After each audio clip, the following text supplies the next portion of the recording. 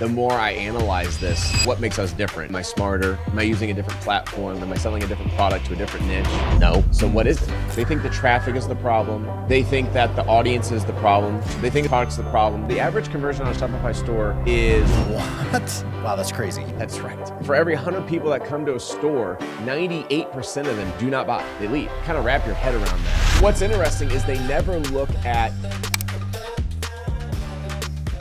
Welcome back to another exciting episode of ClickFunnels Radio. My name is Chris Cameron, and joined with me is my very charming co-host, Mr. Dante Torelli. What's up, my man? These get better and better every week. What's up, Chris? I'm living the dream, man. Charming. Charming. I actually think that one's true. They may not all be true, but I think that one is. So I've heard, awesome, man. Well, this one is really, really fun. Like, our guest today has been in, OG funnel hacker, right? Like one of the biggest success stories and everything else. Tell me a little bit more about why you're excited, though, Chris. Dante. And I know you've got an intro, right? Oh, yeah. For this guest, we definitely do. And, dude, I am fired up for this episode. So our guest today, he's done over $100 million in e-commerce sales. $100 million. Our guest today is the longest standing record holder at ClickFunnels for the highest grossing and fastest growing ecom funnel in our platform's entire history. And pretty much a decade now, he's been the guy that store owners call when nothing else works. Even Russell Brunson, I don't know if you know this, Chris, but when Russell hits an ecom problem, our guest today is his very first call. So today, we're going to talk e-commerce like probably nobody's ever heard before. We're going to talk things like what the 2% of successful Shopify owners know that 98% of them don't. What our guest sees when he looks at ecom right now that most people are just completely missing, and so much more. So without further ado, our guest today is Mr. Trey Lewellen. Trey, thank you for being here and welcome to ClickFunnels Radio. What's up, guys? Good to see you. What's everyone listening? Hello. True, man. We need to have like a what's that thing from the 70s? We need to have like a clap record on the back. Yeah! I could arrange that. Like I do that on facilitated calls. I could arrange that. We might have to. We'll put that in post, right? There you go. Dude, Trey, this is so exciting. Like you and I were just joking. Like it's so good to finally have you on the podcast. I think when it was Funnel Hacking Live International, you and I were driving back from the airport over before you spoke, and we recorded this whole podcast episode like in the car. It was like kind of an amp up for Funnel Hacking Live 10, and the footage is lost. It's lost forever, but we get to do this, and I'm glad we're doing it now because I think some of the things you guys did with One Comma Club, and all these other things are super, super relevant today. But before we start, by the way, Dante, killer intro, man. Like these are great. I bet you that make you feel good, Trey? Felt great. The only thing we were missing is I think we could say the longest lasting ClickFunnels user. I think so. There you go. Because you were like number 2. I was like, number 3, number 5. So which would, entail that I'm probably the longest lasting as well. And we're talking congruency. That's there. awesome. He's saying the longest standing congruent ClickFunnels user, just day in, day out. That software, ClickFunnels.com, is always being used. I bet you're right on that, Trey. It's funny. After all the times we've worked with you and after all the things I've been able to do for intros and all the accolades I've been able to share about you, I don't think I've ever shared that. The longest standing congruent ClickFunnels user, maybe besides Russell and Todd. We're going to have somebody look it up. We should look it up. I wish someone would. It'd be a good 10-year anniversary because I believe it's been 10 years since I've joined, or maybe more now. Maybe it's 11 or 12 years. I'm taking a note. Yeah. We're going to look that up. And you got tons of hardware to show for it too, like from 2 Comma Clubs, 2 Comma Club X, and on and on and on. One of the things, though, that unless you've been living under a rock, especially in the ClickFunnels world, you've heard Trey's story, the flashlights, right? I don't want to dwell forever on this too, but I also want to make sure we give that a nod because that's where this all started. Like, you had been selling ecom products and so on, and it took you a few tries to get this thing to hit, but then it turned out being like the biggest and fastest to scale to, the 2 Comma Club. And, I don't want to do earning claims or anything, but multiples of that, even multiples of the 2 Comma Club X. So how did that all start and why flashlights? Tell us just a kind of a brief version of that. Yeah, we'll give it. I mean, there's like tons of other podcasts I've done previously that you guys could go listen to Sure. for like a couple hours. So I'll give you the cliff notes. Basically, we were in the gun space. We were selling ammunition and guns. You can't sell that on Facebook, newspapers, magazines, television, anywhere. And so we had to do what are called loss leaders or front-end tripwires or free plus shipping offers on the front. And one of those offers was a flashlight. Facebook allows flashlights. So we made a funnel around it. It hit really well. We were selling for $12 and we're buying them on Amazon for $5. So we're making a little bit of, some profit there. We kept raising the price from 12 to 25 to 35, 45. We got up to $56 for that same $5 flashlight. And we sold over 500,000 units in 2.5 months at $56. I mean, that is the Cliff Notes. You had that nailed. That is Cliff Notes. What that grew to be, gang. Many of you have this flashlight in your car, and this is a product that when Trey launched it, it was so successful, the launch of it, that the entire country was funnel hacking Trey. Like now, this flashlight is still sold in like your AutoZones and Napa Auto Parts and Dick's and stuff like that. And now it's turned into an entire product line where they have these whole cases in stores where you can get the flashlight, the key fob, all this stuff. Trey is the one who started the entire thing. It was wild to watch. Bigger than that is not just was it a flashlight, but it was a proof of concept that no one thought possible. They before the flashlight was a thing, everyone thought they could only sell up to a $20 product. Where this was, we were selling. You mean online or just total? Okay. Total for affiliates, because that's all. We didn't run any of our own traffic. All those sales were from affiliates, and so what we proved was you could sell a physical product more than $20. So what it actually did, more than I will ever understand, is it opened up a new vertical in the online dimension, online space. Because before that, it was drugs and pills, it was romance, it was business opportunity. Those are still the three big players in the fields right now. But along came Ecom, and we were kind of like the show child for that, to open that up. And that's kind of what Dante's saying is everybody really leaned in to see how is this happening? What's this guy doing differently than we've ever done before? And how is this even possible? And that just, opened up this huge Pandora's box, because now every affiliate in the nation was calling us saying, hey, how do I represent it? How do I push your offer? How do I, do what you're doing? And so we started paying out, and that's how we did so many sales so fast. It was incredible. And we knew nothing. We absolutely knew nothing at that time. We were just running with it and doing running as fast as we knew how to, and it just took a life of its own. It was incredible. Wow. Love this. Okay, Trey, we are going to have a fun talk today. For anybody who doesn't know, that's a summation of Trey's flashlight story. If you just found ClickFunnels, or if you just found the world of entrepreneurialism, or you just wanted to start building a business, please go watch some other podcasts with Trey. He breaks down that story in great detail, and it's a great one for you to have in your bank. But I want to move us towards the future. I want to move us. I want to move us in a direction that you can show people what it is to actually look at the world through a lens of ecom, because it's vastly different than just looking at the world through like an expert lens. Like most people are used to seeing things like all Russell's books are all about. So, question. You've been doing this for a decade. You've seen everything. Let's say somebody comes to you, Trey, and they're newer in this world. They haven't been doing this for too long. They haven't had the revelations come up yet, but you see them grinding every day. They're doing the things. They're running ads. They're running organic marketing. They're making their posts. They're sticking to it too and not being lazy, but they're just not having any real success. What do you think you're going to see in their funnels or in their process that's holding them back? Well, I want to take a step back, please, before I actually answer that. Because how you started that question was people looking into ecom. And maybe they're not selling yet. Maybe they don't have Facebook ads, and they're just trying to figure out, where do I get started?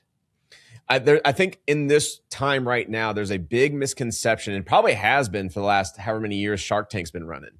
Shark Tank gives a very bad a glimpse, or this vision of you have to go invent products before you get to sell products. And I want to kind of stomp that real quick, or smash it, or whatever you want to do.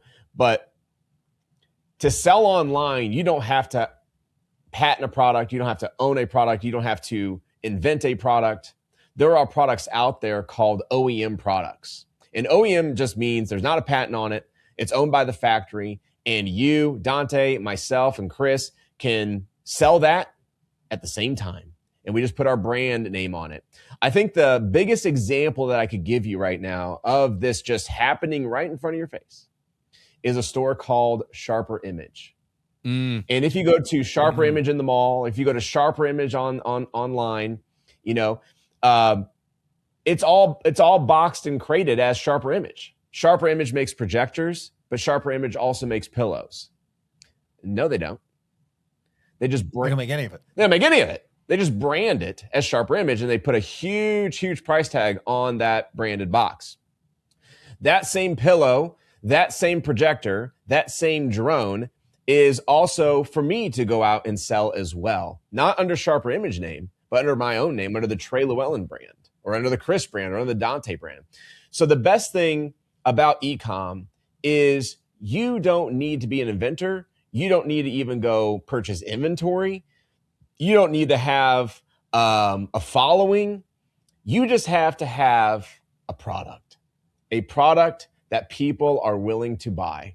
And there's thousands, if not hundreds of thousands, if not millions of those types of products in the kitchen space, automotive space, gardening space, aviation space. Like, there are products everywhere that, you know, you look.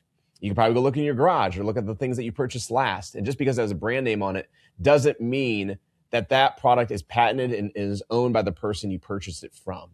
So that's the good news, right? We bring good. So this is white labeling. It's just what's called white labeling. Yeah. Now, you might be thinking, okay, well, is he talking about drop shipping? Maybe we kind of take it up a step of, you know, drop shipping, where you go out and you plug your, you know, storefront or your Shopify store or your ClickFunnels onto some sort of drop shipping website. I'm not talking about that either. You know, we don't drop ship anything. We test it before we buy it. And then once we've tested it and saw that it's a success, you know, put the stamp of approval on it, that's when we go and invest inventory, because now we have cash that we can go get the inventory from, which our customers paid us to go and do.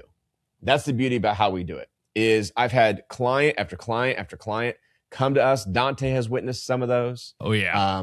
Obviously I've witnessed them over the last, you know, decade of doing this.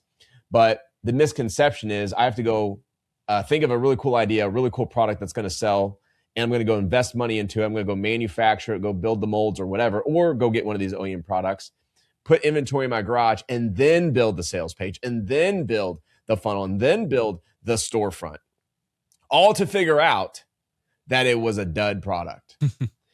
And that is the most ass backwards way that you can start a business. And that's the most people do it that way. That's how I did it when I started. I was like, ooh, this thing looks cool. I think I can sell that. And I didn't even consider, do people want this?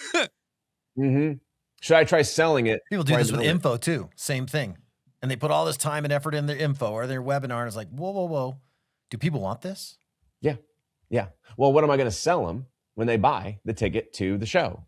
You know, that's like having a show that doesn't exist and you're selling these tickets. And so I think what really happens is people think they're scamming people.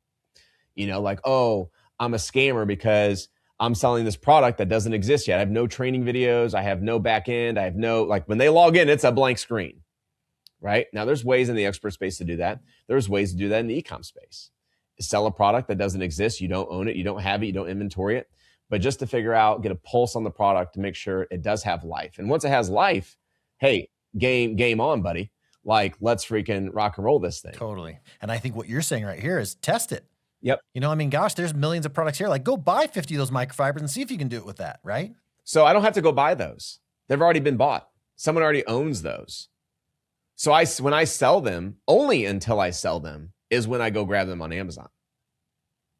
Oh, I see exactly what you're saying. Yeah. What you it's just like short said, selling a stock. What you right? just said. You sell it first, then you buy it. That's right. What you just said is I go buy the 50 off Amazon. Okay, I only got 50. No, I got 0. I want 0 in stock. So smart. When I sell it. Because the day I sell it, okay, now I got to go get some inventory. But if I ran some ads, ran some traffic, and I got 0 sales, guess what? I have 0 inventory. You're just promising to deliver. That's all you're doing. That's right. So now you go deliver. That's right. Yep. This is genius. It is. It's absolutely genius. And it works. And works it's really something well. simple, right? It's something simple that people aren't thinking about. They think, okay, well, let me buy, just like I said, right? Let me go buy a small inventory and let me test it out. No, it's waste. No, go test it out. Waste, junk, trash. Wow. So good. Yep. No MOQs. No minimum order quantities. It doesn't go in your garage. That's just and that's how everybody thinks about ecom. That's how I thought about it. You just thought about it that it's not. If you're thinking about ecom that way, I really need you to know you're not wrong. It's not your fault. Like Trey really alluded to, there's so many outside forces trying to teach you things and trying to paint ecom in an untrue light. You never have that, right? Like you don't fill up your garage full of products before you've sold any. If you've never sold an ecom product and you're listening to this right now, you don't ever do that. I don't know if people are. That's just what they know. That's the only way they've ever been taught. Or they watch the YouTube video on it. And now the guru who's teaching it, that's the only way they know to do it. And so that's what they teach. Yep. Right. And we did the same thing. That's kind of how the flashlight story, not to bring it up again, but happened is we had inventory of these, of like 100 of them sitting in a closet. I tripped over them one morning trying to get to our remote control helicopters. I said, let's sell these pigs. And then we put them on a funnel and we sold a lot of them. I said, well, now what? So that just tripping over inventory, tens of millions of dollars, right? And that was pain for me. I didn't want to have inventory anymore. So that's kind of where light bulbs started to go off. Is what if we were able to sell products without owning any products?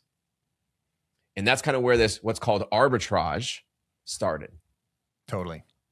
So to catch you up just on that question I just asked, basically, you see somebody doing ecom, not dabbling, not thinking. They're doing ecom and they've been intentional about it for months.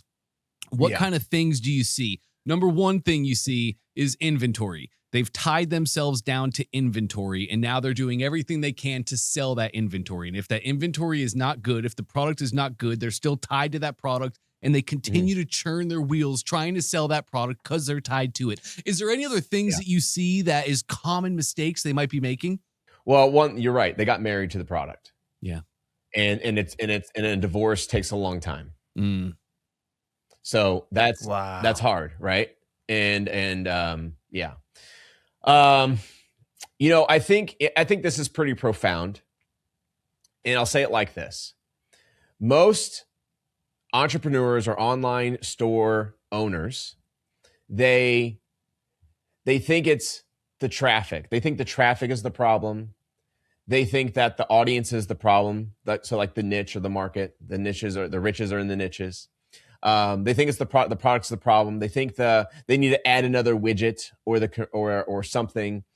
But what's interesting is they never look at the store is the one thing they never question. They never question, is it just the store? Because I've tried the products, I've tried the store, I've tried the ads, I've tried the niches, I've tried the markets, and I can't get it to work. So they focus on those four primary things when in fact it's the thing they forgot to focus on, which is the store itself. So when we look at the store piece, I mean, interesting about stores, man, is Shopify is great. Okay, don't get me wrong. I'm not saying go ditch Shopify. It works for a lot of people, which is awesome. But I think it's a fun thing. You can do this lookup. You can fact check me, if you will.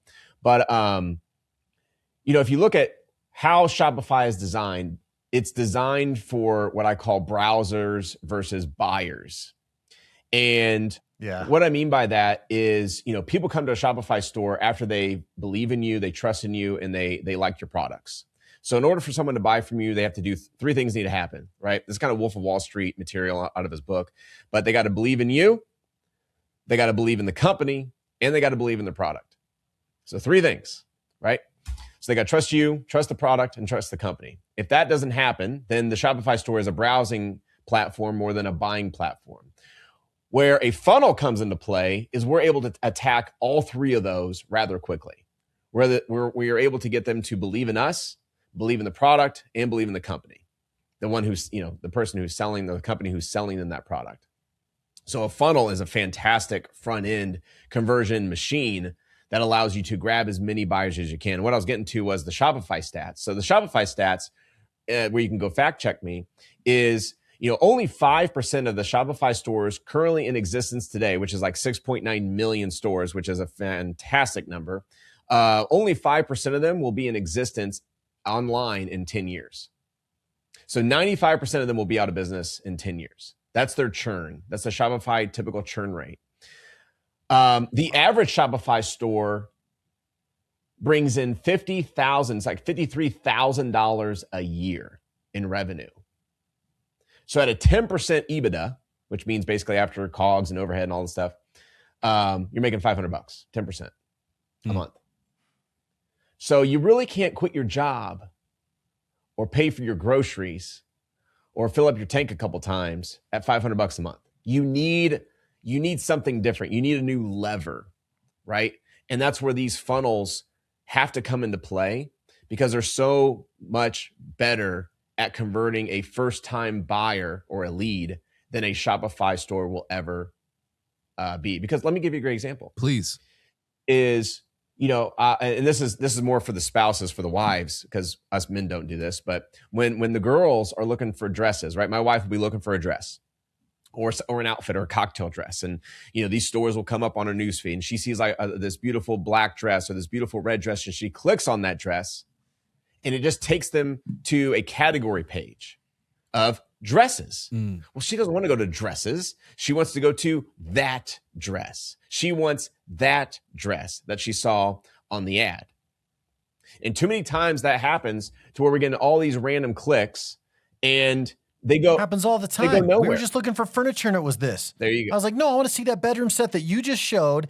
And then I had to get on ashley.com or whatever. And I'm lost going, You're lost. I do want to see the collection that came across on Instagram or whatever. Wow, that's crazy. Yep. Yeah. So there you go. I didn't even realize that was a frustration until you just told me, Trey. But I'm mad about it. It's a frustration. Right? It is a massive frustration. Yeah. And I got to make it a fascination now. fascination, right? Like, there you go. So I'm taking my wife's frustration and I'm saying, wow, that's really fascinating that she's frustrated at that. Interesting. So how do we solve it? Yes. Well, would it be better, babe, if you clicked on that black dress and it went to that black dress? She's like, well, yeah, that's what I wanted. Interesting. So what if I created a funnel or a site only talking about that specific dress? And so that's what we do. So basically the ad is the dress, the sales page is the dress, the order form, you guessed it, is the dress. So it's congruent throughout. When you lose congruency, well, you got a confused buyer, and unfortunately, a confused buyer never buys. They got money. They're ready to buy, credit card in hand, but now you took them somewhere else that they didn't want to go. Is it still make sense once the purchase happens or anything to ever just drop them off and say, hey, also you can get a bunch of other things? I know we have upsells, 1 or 2. Do you ever take them to just like another wall of like, hey, here's all the other things? So that goes back to another principle we have. A buyer is a buyer is a buyer is a buyer. So this comes from the grocery stores example, where you got all your groceries done, you got a cart full, you're ready for checkout, right? You are beelining it to the checkout. Kids are screaming, you're ready to get the heck out of there. But what's at the checkout? More stuff to buy. Tic Tacs. Tic Tacs. You got gum, you got lighters, you got the knickknacks, the magazines, all the little trinkets, and candies that you don't need. And then what's interesting about our grocery stores here in St. Louis is even past the checkout line. I've swiped my card. My cart is done. I'm rolling out receipt in hand. Along the windows, maybe you guys have this too, are the seasonal products. Chairs, like right now it's summer, so chairs, barbecue grills, charcoal, all the things. I'm like, and it's like one of those reminders, like, yeah, let's just grab some charcoal real quick. Lug it over the shoulder, go back in line, swing the credit card through. So even though I said, hey, I am done buying, the cashier told me I was done buying, but I wasn't done buying, because a buyer is a buyer is a buyer. So to answer your question, yes. When they go to our thank you pages, we say, hey, you loved your product, you love the black dress, for the example that we're using today. By the way, we have other dresses that you might want to check out. If you love the black one, you're going to really love this red and blue one. Right? And so you can click here and go to our Shopify store. Now, guess what? That user trusts the company, trusts us, trusts the product. So it's really easy for them to click that button to go to our Shopify store. That again leads them to the right product, not some category page, but to the specific product we're selling. And we get a lift. We get about a 3% lift on that. Yes. Now, there's a new company that came out 3 to 4 years ago called Rocket, ROKT. But ROKT, what it does is instead of me taking them to a Shopify store, it does what's called a pop-up window. So it doesn't matter if they're on mobile or if they're on a desktop. It pops it up, and as your user has been shopping, ROKT is running in the background, and it saw who that person was. So it says, okay, this is Chris. Okay, this is Dante. Okay, this is Trey. And it knows you by your email address, and it goes and finds offers through its Rolodex of offers it feels that you will convert better at. So this is now dynamically giving the best, highest optimized offers to each individual that's going through your funnel. So instead of 3%, maybe we're getting 5%. So almost a lift of a double. Yep. And I don't have any inventory. I don't have any customer service, customer care, shipping arrangements. It's pure affiliate commissions ran by an AI of offers. ROKT. I hope people are writing this down. Yeah, it's great. Some people get so hung up on this idea, and we don't have to stay on this long, but I'm curious. They get hung up on this idea of like, I got to be passionate about what I do. Like if I like golf, I have to sell golf, or if I'm a skier, something has to be their identity. It's like, well, I'm interested in this. I'm good at this. So how do you find maybe the products that you want to do, and do you have to be passionate about them? I think it's a good thing to be passionate. I really do, because then you know the niche. So I'm a fan of getting into a niche that you do know. The riches are in the niches. Every niche is profitable. Don't niche hop. Every niche has its quirks. Every niche has the things you got to kind of figure out. Like just because you flopped at it doesn't mean that the next guy's going to flop at it, right? I got a lady right now in one of our communities. She's getting into, this cruise industry, and she's like, I'm passionate about cruises. I'm going to go sell shirts to cruise fans. I don't know, cruisers. And I like cruisers. Let's go with that. Cruisers. We'll go cruisers. Yeah. And so again, I'm not using the language that I probably need to be using. But ironically enough, she's doing great. She's got members joining. She's got people like excited. Like it's amazing.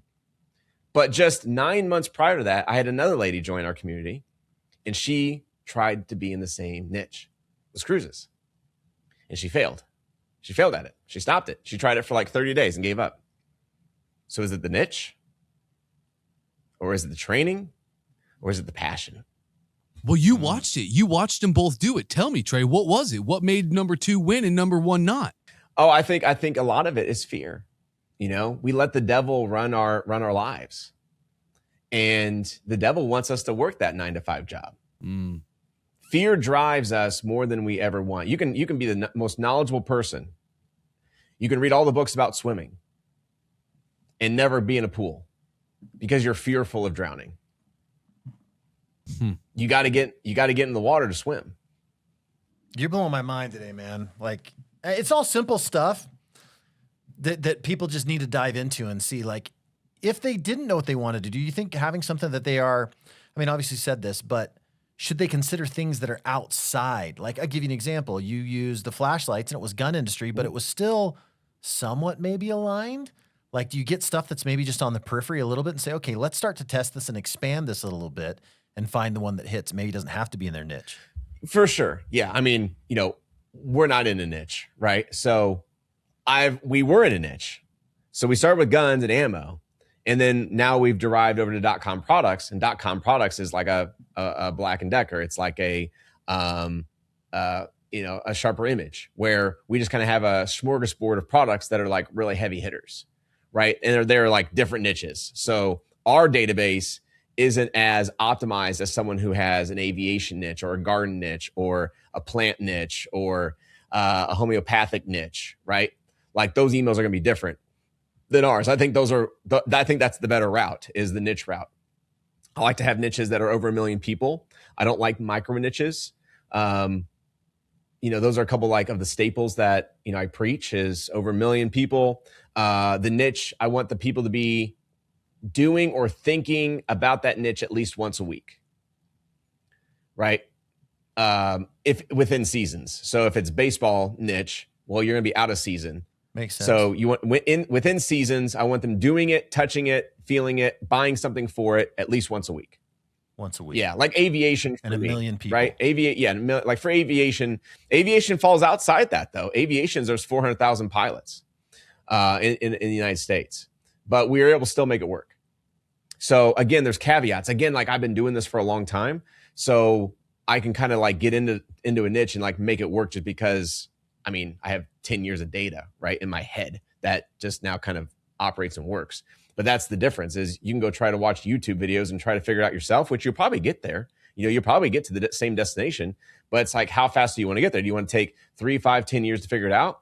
Or do you want to, learn from someone who's already doing it and still doing it and learn the right way of how I would do it if I was in your niche? And that's where we train these people of how to do that. Trey, you've worked with so many brands. So many brands over the years. And what you're saying right now, are you basically saying that like just put a funnel on the front? Just take a product, run an ad about a product to a product that is on a funnel, sell that product and generate buyers, and then use your store on the back end? Mm-hmm. Because that's been the recipe for years. It's been like, when did Shopify release their blog that literally says put funnels on the front end, put your store on? Oh yeah, this was years ago. Years ago, but it's still the thing. And you're still doing it every single day. Yeah, you're right. But something else to that is we have competitors now outside of Shopify. We have TikTok Shop. Yep. Yeah, that's a new thing, right? This live selling. There's live selling on TikTok Shop as well. There's Stripe and Facebook have now made a pact where we are going to now be able to sell products on Facebook from the newsfeed itself, just like you are TikTok. And what's really interesting is I got a call last week from a client. She's not a client yet, but it was really interesting. The phone call that we had, she said, "Hey, I was able to sell $300,000 a month of my product on TikTok, and now it went to zero. What's the next step?" Or what happened? That's what I want to know. Well, it fizzled out. Right on that traffic source, on that specific traffic source, it fizzled out. Or she's got great UGC now. Got tons of user generated content. But again, there's only so many audiences on every platform, such as Facebook, YouTube, television, magazines, newspaper, billboards, local news. Like what I've found is people buy from different platforms. And how they buy is different. So I might be running Facebook ads, but I only get the people who buy from Facebook. There's a lot of people who don't buy from Facebook because they've been scammed before. The news is saying, hey, anything on Facebook is a scam. Don't buy from there. So they're eBay buyers. Or they might be phone call buyers, like a QVC. Hey, call in to buy from us. Or there might be a newspaper buyer or a mail-in ballot buyer. So, hey, we send them a direct mail. You fill out this little sheet. You put your name on it and put a check in the mail or put your ACH information, and then we'll send you the product. Like these, you might think I'm crazy, but these are still happening. Well, this is an older audience. Audiences. When we sold the tactical flashlight, we'd get phone calls in or we'd do outbound calls because there would be people who couldn't create an order on our funnel because they did not have an email. So we had to train our call center how to create Gmails for these users so that we could place orders within our CRM. Wow, that's nuts. But think about that, man. Like, again, why didn't you buy? I don't got an email address. It says required. But I picked up the phone. Okay, cool. But now we got a problem. In order for my CRM to allow an order to go through, I need an email. Trey, what do we do? What do we put as the email? Well, that's something we got to fix. We got to course correct. So here we're listening to the buyer, we're course correcting, finding solutions to the problem, and then executing. So I think what I'm getting at is, when we're selling online, we think it's this or we think it's that, but no, it's usually something completely different. Or you have all of these buyers ready to give you money and you just don't know how to collect cash yet. Or you're not willing to collect the cash because it doesn't follow your cadence. Ooh, what do you even mean by that? Yeah. Great example. How many times have you gone to a restaurant, maybe like a Starbucks, or no, Starbucks is a bad example. Like a bread, so we have St. Louis Bread Company here. So it's called Panera Bread, probably as you know it. We call it St. Louis Bread Co. Yep. If you go to St. Louis Bread Co. after 11 a.m. in the morning, Central Standard Time, at 11:01, you cannot order an egg sandwich. Mm-hmm. If you go to Chick-fil-A at 10:01 and you're in the drive-thru, it's 9:59. That dude got an egg sandwich, an egg McNugget, or what do you want to call it? Hey, Trey, it's 10:30. I know this one. It's 10:30. 10:31. Oh, sorry. We switched over to lunch already. Can I get you a chicken sandwich? Right, bro. You didn't you counted the amount of eggs. You knew how many people were coming through the line today to know to the T of the number of the time that you would not be able to serve another egg. Like, you're telling me that there's not one more egg sitting on your counter right now that you could easily crack and put it on a sandwich. No, sir. Sorry, it's against our policy. Yeah. So many times as online business owners or even retail owners or fast food restaurants, they got buyers with credit cards saying, I want an egg sandwich. And they're saying, no, sir, we can't do that for you. It's 10:31. What would you like for lunch? So we say no to money because it's against our policy. Like, what in the world are we doing, guys? I think a further point to that, Trey, is like, a lot of times our employees are just like, I am going to do exactly what the policy is and everything else, where, man, let's just help these people out, because I think that's what we're in more than anything, is the people business. If we break it down to everything, what do they want? How do we get there? 100%. We're talking about you being on the side as the owner, offering products to the consumer. And I would challenge everyone listening to this podcast to try and negotiate as the consumer with the owners. Meaning, when is the last time that you went to Target or you went to Walmart or you went to Home Depot and you're in the checkout line and you negotiate the price of a product? Never. Try it. Now, my best story on that is a Home Depot story where I was looking to purchase a snowblower, and the snowblower was $750. And so I did the walkaway close. So the walkaway close is I put the snowblower in my cart for $750, and I get it to the cash register. It's the only thing I was buying. And I ring it up, and it comes up to $750. And I was like, oh, $750. I thought it was a lot less than that. And the lady, she's a cashier, right? So she's like, well, what do you mean? I said, oh, I thought they were like $500. And I was like, I would take it for $500. And she goes, well, I mean, it's $750. I said, well, why don't can you just ask your manager and if I can get it for $500? She goes, sure. So she radios the manager, who knows where he's at. And she's like, hey, there's a customer up here. He's got the snowblower, it's for $750, but he's saying he'll take it for $500. And the manager goes, well, what's the SKU on it? And so she reads him off the SKU, and you can hear him like typing over the walkie-talkie, and he doesn't know I'm listening, right? And so, because he thinks I'm in her earpiece, so she's got him on speaker, and he goes, "It's our last one in stock. Let him have it." Nice. So she $500, snowblower. Wow. There you go. So now, did you sell it for $900 10 minutes later? I should have, but no, still own it. Arbitrage, right? It's great. It's great. So you just never know. Like, what's it hurt to ask? Well, you can use this if we go back to what we're talking about with Ecom. Like, okay, let's say that you go and find this product that is the one that you want to do. You can use that same skill now to say, okay, I'm going to go, bulk buy this, but I need a crazy deal or something, because maybe you sold 1,000 of them and you come down to that person and they want $5 each for these flashlights. And you're like, hey, I'll buy 1,000 if you'll do it for $3. That's right.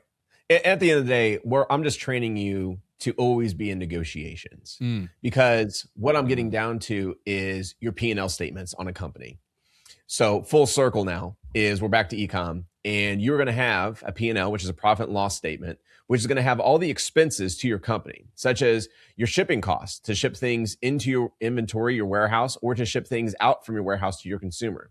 You're going to have merchant percentage costs, such as how much the merchant is charging you to run a transaction through their mid, right? All these things can be found on your P&L as a line item. And so what we train our students is not only just to go out and negotiate, and have fun, but that trains them how to be really good negotiators towards their P&L statements. Things that most business owners, especially new to ecom, don't know that are up for negotiation, such as calling UPS and saying, hey, my rate for a package for a 1 pound parcel ground is $10.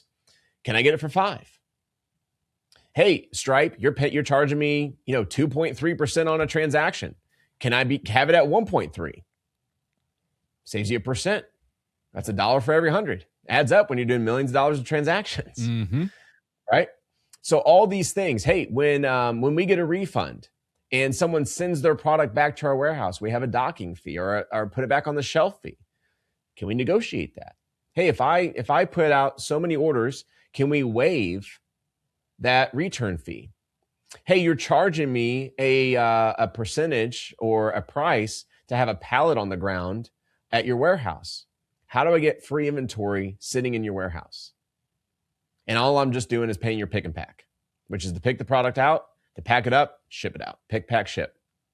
Trey, as you just said, you're doing millions of dollars in revenue. Limiting belief popped in my mind. $1 million in revenue. I can't do that selling a product. That's crazy. Why did that pop in my mind? And why might that also be popping in everybody else's mind listening to this right now, who are maybe just making that 50 grand a year? I'm not doing $1 million. Right. Yeah. Like why can't we conceive that? Have you found a trend in your students along the years? Man, it comes back to fear. I really think that fear, the more I analyze this against, what makes us different, right? Am I smarter? Am I using a different platform? Am I selling a different product to a different niche? No. So what is it? It's fear. Fear of rejection. Why didn't you marry the cute girl in high school? I was fearful to ask her out. I mean, did you ever ask her to know that she would say no? No. Well, your loss. Right. So, I think it really comes down to that, is the devil, we allow the devil to lead us versus allowing our passion to lead us and our love to lead us. We allow fear to hold us back. I would say the same thing, though, is maybe they just don't know how. I would look at weight loss as a great example to that. Or their priorities aren't there. $1 million a month sounds great. I got other things I got to get done first. Yeah. I got a 9-to-5 job, Trey. When I get home at 5, I'm tired, dude. I'm tired. I got kids. I got dinner. I got to go to bed. I got to get up early. Right? My wife wants me doing the honeydews. I don't know where you want me to find time. Right? So Tony gave me a gift. I've been given many gifts from many mentors, but one of those gifts. The Tony? Yeah, Tony Robbins. Yeah. Tony Robbins gave me a gift through a podcast, not even at one of his events, but the gift was net time, non-existent time. So time that, we utilize during another event or another thing that we could be doing, such as I'd love to read this book, but I don't want to sit down and read the book. So you might get an Audible to listen to while you're doing another task, such as driving. So you can do 2 tasks at once a lot of the times, or hey, I don't have time to make this phone call. We'll do it while you're driving, or do it while you're on your way to work, or where's those times where you're spending time doing something that could be utilized for something else. So I'll give you a little bit better example of this, is where I found some net time for myself. So basically, I've kind of been on this journey of losing weight and getting in shape and doing all those things. And one of the things that my coach has been very prominent on is get your walks in, get your steps in.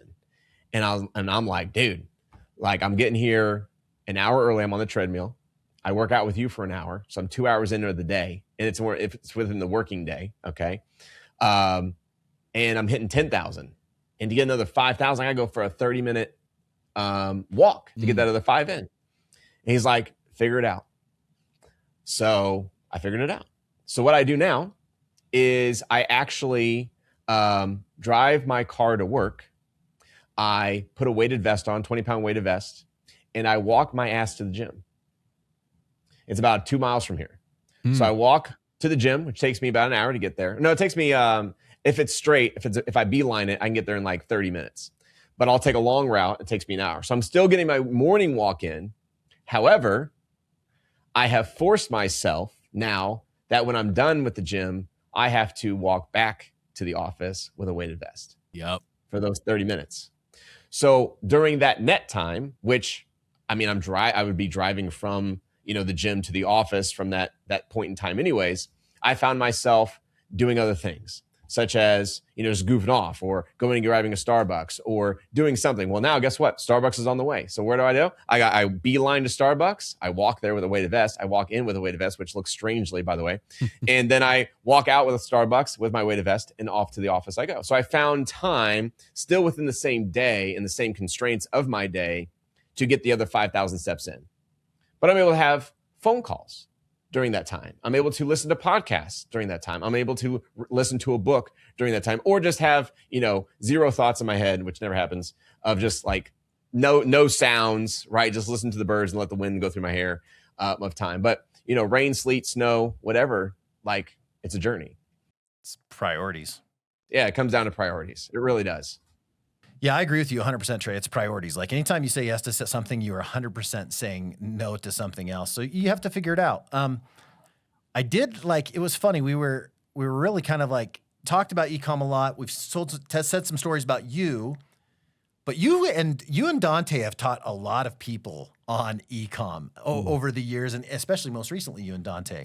Anyone or anything stand out in particular that the listener should hear about? I have quite a few stories. One gift that I got, we're talking about gifts, right? Russell gave to me was this app called Voxer. And, it's kind of like a walkie-talkie system where you talk back and forth.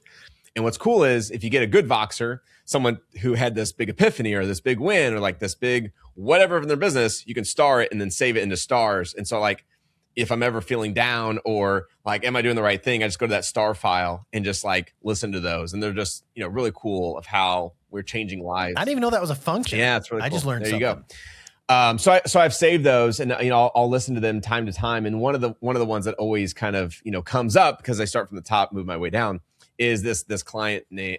His name is Stefan. And Stefan is a great story. He was had a Shopify store selling products. He was doing really good. He's doing $80K a month, I think, at the time he came to us. So well versed with how things work online, like how Shopify works, how ads work, all the things. He was breaking even though. Some days, he was not making any money. And so he wanted to figure out what is that next step? What is that lever? We talked about that earlier in the podcast is what are those extra levers that I can add on, bolt on to my business that allows me to kind of get the next leg up, right? And ironically, he saw a webinar we did with Jason Fladlin. And we're in that webinar, we gave the opportunity to come to St. Louis for a workshop. And it's been many years since we've done that. But he came to this workshop in St. Louis. It was a 2-day workshop. And basically, I show people how we build funnels with their products. So, hey, here's the funnels we're going to do. We give them our share funnel. So basically, our funnel now is their funnel. And they just plug in their products. And then we show them how that kind of all works. So Stefan comes in. And I remember I actually have a video of him just because his eyeballs became like he saw a ghost. We're pretty much ending the day one.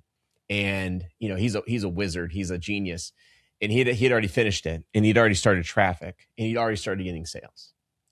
And I remember videotaping him, his testimonial, and saying, what's going on? What are you witnessing? And he goes, I've never seen conversions like this before. And he said, I told my wife that, I'm going to go to this workshop and hopefully I'm going to come home with some, nuggets. And he goes, I already called my wife and I told her our life is changing for once. And we're going to make, we're going to be able to make a difference. And it was just, it gives me goosebumps talking about it. But then make a difference, not go make a bunch of money, make a difference. Yeah. Make a difference. That's so cool. Yeah. And so it's really, really cool. Like, I think what they're looking for is they saw the money, they saw the conversions. We actually added recurring. I added a continuity piece during the workshop for him. So he had like checks coming in every single month now. He didn't have to worry about conversions anymore. He just worried about how much money and where it was going to go every single month from the recurring. And one of the things that he built into their business was donations to, animals and dogs. And so rescues. So it's really, really cool. So they're giving like portions of the money to rescues. And that was like their mission. That was like the thing. And they came to the workshop, they were able to figure it out. And now, they're able to push millions of dollars in ad spend towards their products, be break even or profitable. And they got that huge recurring on the back end where, let's just say you got 1,000 people paying you $20 a month. I mean, that's $20,000 a month. That's $240,000 a year that you got coming in. That'll supplement most people's income. Yep. In America, with the average household income at 110, that's two people married making that same amount of money of 110, not individually, but as a whole, they're making 110. And this, recurring is 220. It's double that, and it's only one person.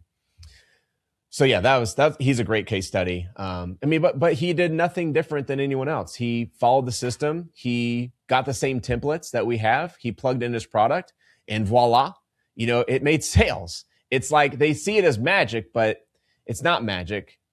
It works. It's a formula. It's a formula. And that formula, all you're really saying in that is he stopped directing his traffic to a store, to a directory that has tons of choices and decisions for customers. And he just started taking his traffic and he just plugged in a funnel, took his traffic right to a funnel that talked about the product and did the thing. And boom, there he goes. High conversions. Yeah. That's amazing. Outperformed Shopify. Yeah. Shopify, interesting enough, like the average conversion on a Shopify store is 1.6%. So that means that's right. For every 100 people that come to a store, 98% of them, 98 out of the 100 that come to your store and do not buy. They leave. 98.4. Just to kind of wrap your head around that would be like Target having 100 people come to the store and 98 people skip the checkout line and go back home. Because you have a belief. Yeah, you have a belief about when someone clicks your ad, and I love how you phrase it. What do you believe? When someone clicks your ad, they're intent to buy. There it is. And then that means if they click your ad and they have intention to buy, then if they don't buy, at some point we have unsold the customer. You did. Shoot, Trey, I love looking at Ecom that way. I love looking at my stats that way. It has changed everything for me. And then you get to go back and look at your funnel. Well, where am I unselling my customers? And you find it and you fix it. Yeah. Correct. Let's eliminate the anti-sales department. Let's just find where it is and let's eliminate it. That's right. 100%. Trey, we could go for hours. One thing that I love with the Stefan story too is like the impact. And I don't want to glaze over that. I think one of the beautiful things about ClickFunnels Radio, this whole community, you and what you're doing with Ecom, it's not all just about the money. Like there's mission behind it. It's driven, and there's so much impact that can happen for good. And so I don't want to glaze over that, but just people need to find their why beyond the money too. So I think that's really cool. Anything to add on that? I do a really cool exercise with our students because most people aren't ready for the money. And when you're not ready for the money, you don't know what to do with the money. Yeah, they don't got the cardio to go run a marathon. So you give them $1 million, it could just be dangerous. Yeah, I mean, that's a great way to put it So what we do is a great exercise. Anybody can do this. But basically, I give you $1,000 today. And then tomorrow, I'm going to give you double that. I'm going to give you $2,000. And then on day 3, I'm going to give you $4,000. And on day 4, I'm going to give you 8 grand and 16 grand and then 32 grand. And then I think in 20 days, it adds up to like, I think it comes to 16 million a day and then 32 million a day. The exercise is, what are you going to do with the money? So here's 2 grand. That's easy, right? I'll put some money in Facebook ads or go buy some product. Cool. Now tomorrow you got 4 grand, a full flush new 4 grand. Now what do you got to do? You got an inventory, you got the ads. Now what are you going to do with the 4 grand? Oh, I'll figure that out. I'm going to go buy a car. Or I'll buy an office or something and get a lease. Cool. Tomorrow you got 8 grand. What are you going to do with that? You got the car, you got the ads, you got the product. So real quickly, within about 5 days, people run out of ideas. You know, Wow. 32, 64 good. Grand. I'm like, okay, tomorrow you got 128 grand. And you got all the inventory, you got the ads, you got the business, you got the cars, you got all the things. Now what are you going to do? You got 124 grand. What are you going to do? You got 20, and you have to spend all of it. It really puts you in a different mindset because no one ever thinks about money because they only spend the money they think they can make. And they're just not ready for it. Yeah. I don't think I've ever had anybody say that. Like, we've always done this. Oh, let's find your 7 layers of why. But this is the reverse. Like, that'll help you find it as well, too. Like, you got all the money in the world. Now what? Money make believe, bro. Wow, yeah. Without humans, there is no money. I'm in my own head right now, like, day 14. I don't know what I'm doing anymore. I'm gonna go do this exercise with my wife. Except for, you know, that could be dangerous too. But yeah, she might not run out of ideas as fast as you, huh, Chris? Well, that's okay. I don't think she's making it past 2 weeks. I mean, we'll see. Yeah, I mean, it's incredible. So, okay, so you got a jet. So you got a fast, fancy car. So you got a nice house. You got 16 million coming in tomorrow. What are you gonna do with it? Right. Yeah, and I think you come to realize too, I don't know, like, listen, I'm not at the level anywhere close to where a lot of people are, but I think you get to a certain point, and especially age too, and you realize nobody cares. A lot of times you do it because you think you're going to be cool. Or nobody cares. Yeah. Nobody cares what car you're driving. Nobody cares what house you live in, other than the fact that they may resent you for it. Well, so what are you really playing this game? I think the first part is you got to prove it to yourself, right? Yeah. Prove it. You're proving it. You're doing it. You're buying the car. You're buying the plane. You're buying whatever to prove it to others, which there is no other because I don't know who's watching your Instagrams, but no one cares. You're right. So you just do it to prove it to yourself, and then you realize, well, that was a bad investment. I just freaking killed my own family for what? An ego? And so that's where the spending mentality comes in, is I can get that car, that plane, that house out of the way within about 5-6 days. Now let's find your true reason of what you're going to do with the money. And that's when it becomes hard. It's total reverse of how I would normally do it, yeah. But that's a genius. It's a really cool exercise. And you can keep going past 20 days. Then you got 32 million. They got 64 million. Then you got 128 million. Like, what are you going to do with 128 million tomorrow? Like, you got to figure that out. You got to spend it all. Yeah. You got to spend it all. So, everybody's going to end up with a lot of real estate. So you're like, oh, okay, perfect. You end up with who's managing your real estate? Yeah. Now what? Right. Oh, so what? And now what? So now I got money. Now, oh yeah, Trey, I knew I was going to go invest in real estate. Cool. So who's managing your portfolio? Who's looking over your real estate? Who's managing your real estate? Who's the people that are work, like the plumber, the electrician, all the people that are doing the things. And you're like, oh, I haven't thought about that. Of course you haven't, because you don't have a plan. Yeah. And without a plan, and you don't got the cardio for it yet. That's right. And without a plan, it's still a plan to fail. Yep. So that's how I would address that question. That's so good. Well, hey, you know what we do too here, Trey? I want to see if you want to play with us. We do these segments, okay? And this one is called Rapid Fire Questions. Okay. All right. We're going to do this before we wrap up, but this has been an amazing episode, cool, man. Perfect. Thank you. Like, you're a giver. We could go deeper and deeper, and we'll even talk about here in a minute how people can kind of like get more of you and get more involved. But before we do that, let's go into our segment here, and we're going to have Dante rapid fire some questions at you. This is called Rapid Fire, brought to you by ClickFunnels.com. Are you ready, Trey and Dante? Dante, take it away. Ready.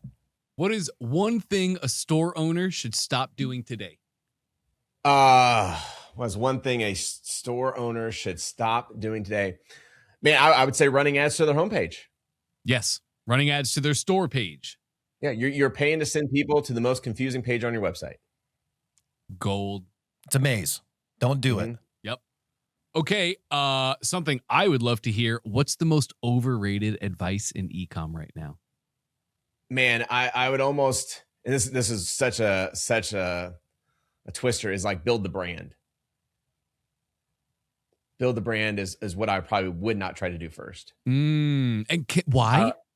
I would make sure that I could build a product first, because the product will It's more about the product than the yeah, brand. the product will build the brand. Yes. Right? But a lot of people try to start with brand first. What's my color palette? What's my font? What's my box going to look like? What's my logo?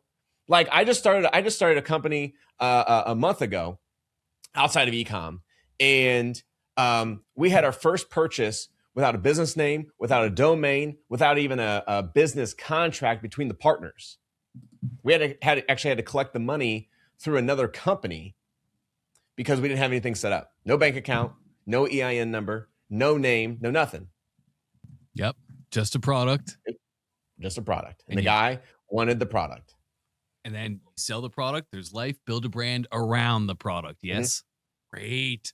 When I started up, we have a golf cart company. And when I started our golf cart company, we didn't even have golf carts in the United States inland. And we put up a Facebook ad to buy golf carts. And we get on phone calls selling these golf carts. And we would take them all the way to the close of where they're handing us a credit card to tell them we were out of inventory. To prove that we knew there was a market for these golf carts. Wow. Never guessing. Only doing things we know are true because we're testing. Yep. All we're doing is testing. Golly, if there's one thing somebody's going to take out of this, please do that. Test first.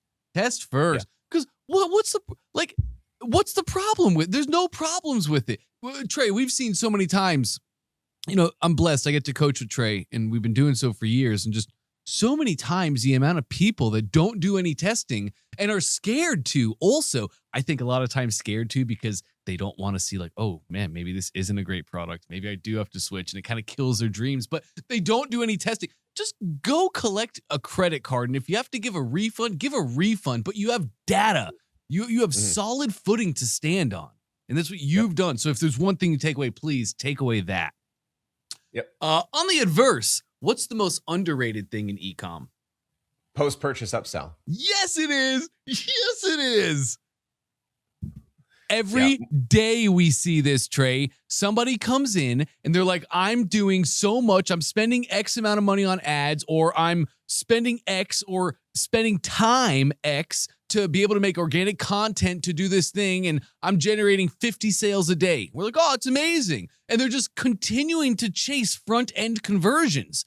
They never hit the list. And they get a list of buyers and then they don't pay any attention to it whatsoever. And they go chase a new customer. They go try and generate new buyers. No, hit the list. Sell them other stuff. 100%. That's right. That's right. That's what we do. Okay. Ooh. Somebody hands you $500 and they say, start from scratch. What are you doing? I think I said that earlier, right? I'm proving I don't even have to spend the $500. You wouldn't, would you, Trey? No. You would get a 14-day trial at ClickFunnels. You would build the funnel. You would sell the product, collect the cash, and you still have $500 in your pocket to go buy the inventory and fulfill. That's right. That reminds me of a good study I heard about on a podcast recently. Very genius. It was a Harvard study. And basically a teacher did the same thing. She gave the students $500 and then to go out and build a business or whatever. And basically they all had to come back and do a presentation 2 days later. Oh no, like they had to go make money, build a business in 2 hours and then come back and present. And whoever made the most money won. So the first ones, they went out and did lemonade stand. They bought inventory and they said, hey, we're going to sell as much lemonade as we can. Another guy said, we're just going to keep the $500 because everybody's just going to waste it on inventory and they're not going to be able to sell in 2 hours. So we would win. And then some of the other students realized that the $500 that was given to them was actually a decoy. It was a decoy. And so what they did, very, very smart, is they started calling companies who would be interested in hiring Harvard students. And instead of presenting on how they made money, they sold that hour slot of presentation to a company to present on their company of why they should go work for them. Mm. And it was like they sold it for like $1,200. Got to spend money to make money, right? No. 30days.com. Chapter 1. Read it. Trey Lewellen wrote it. Still lives on today. Right. That's still, right. Still happens every Chapter day. Oh, man, I love you, Trey. That's right. Okay, I have one more. Do you have one thing that you believe staunchly, you believe wholeheartedly that most store owners, whether Shopify or any other thing, whatever, do you have something you believe to your core that most store owners believe opposite?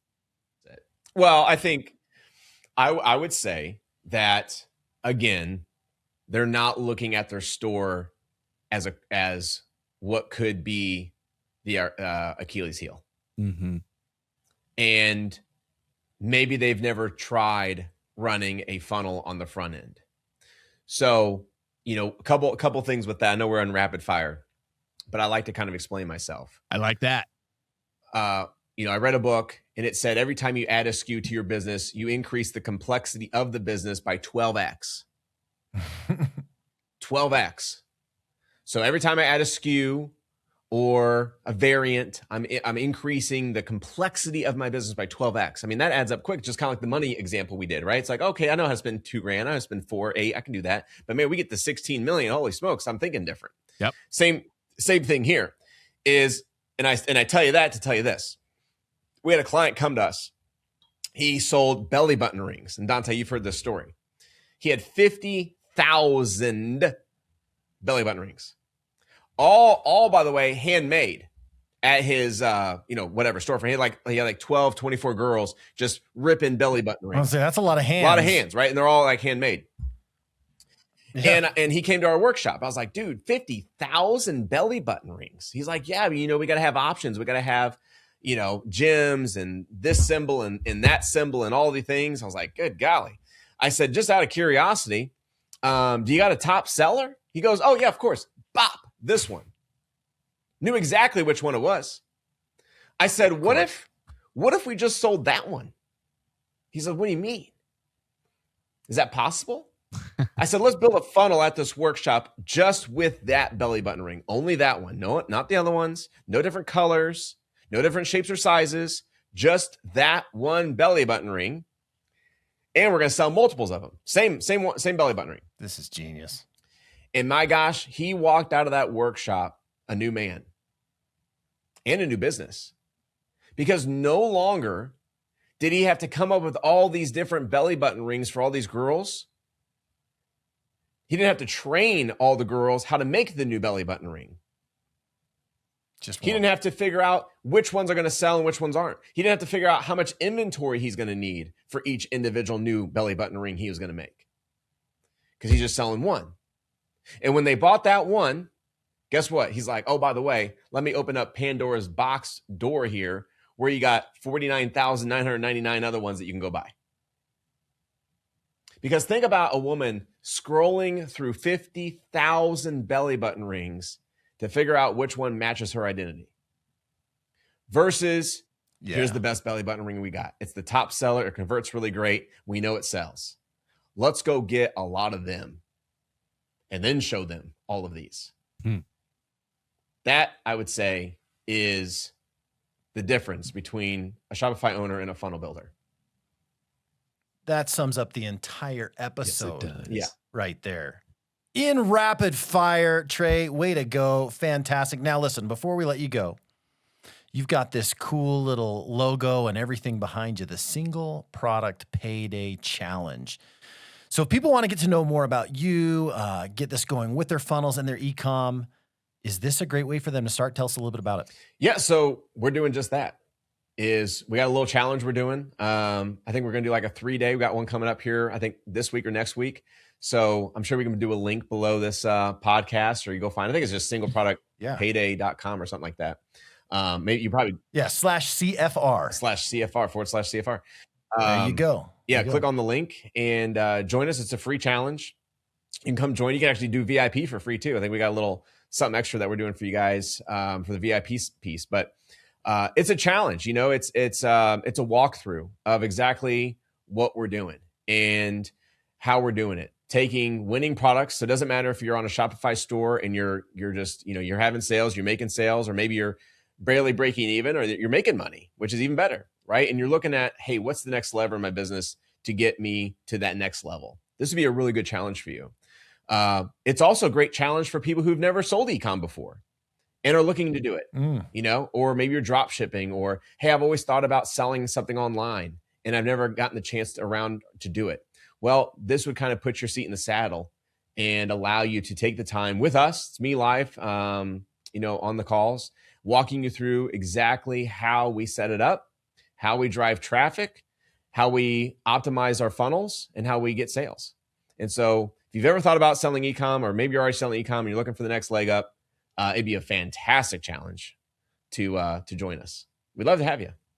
Go check it out. singleproductpayday.com/CFR. Any parting words, Dante? This has been awesome. Trey, you're incredible, I don't think so. The only parting words I would really say is just go, baby, go. If anybody's listening to this right now and you learned something, you heard what Trey's saying, and even if you don't fully understand it, like, I don't need you to be an expert on what you heard today, but if you heard something and you look at your business and your ecosystem and you say, I'm not doing that, or maybe you heard some of the things Trey called out and said, I am doing that. Please, I just want you to correct it. Just do what Trey says.